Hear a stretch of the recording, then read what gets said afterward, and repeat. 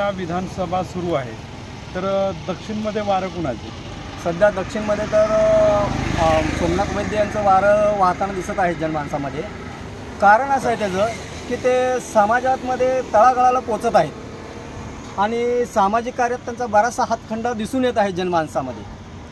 आणि प्रशासकीय कामामध्ये बी त्यांचं बऱ्याच वेळा मुंबईला जाणं येणं असतं. प्रशासकीय कार्यालयामध्ये, मंत्रालयामध्ये त्यांचं सतत येणं जाणं चालू आहे.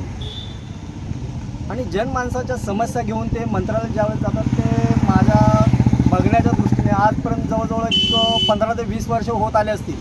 त्यांनी जनतेच्या समस्या सोडवतात, करतात, कुणाला निराश करत नाहीत. कोण समस्या घेऊन गेलं तर टाळाटाळ करत नाही आहेत. त्यांनी ते समस्या सोडवण्याचा पुरेपूर प्रयत्न करतात, असे बऱ्याच जणांच्या बोलण्यातून ऐकायला आलेलं आहे. तर मग या 15 वर्षाच्या साखळी तोडण्यासाठी कोण तयार होईल असं वाटतं तुम्हाला? आता जनमानसाच्या चर्चेमधून जर पाहिलं आपण तर याच्यामध्ये आपल्याला सोमनाथ वैद्य हे आघाडीवर असलेले दिसत आहे. आता त्यांचा जनसंपर्क खूप मोठा आहे.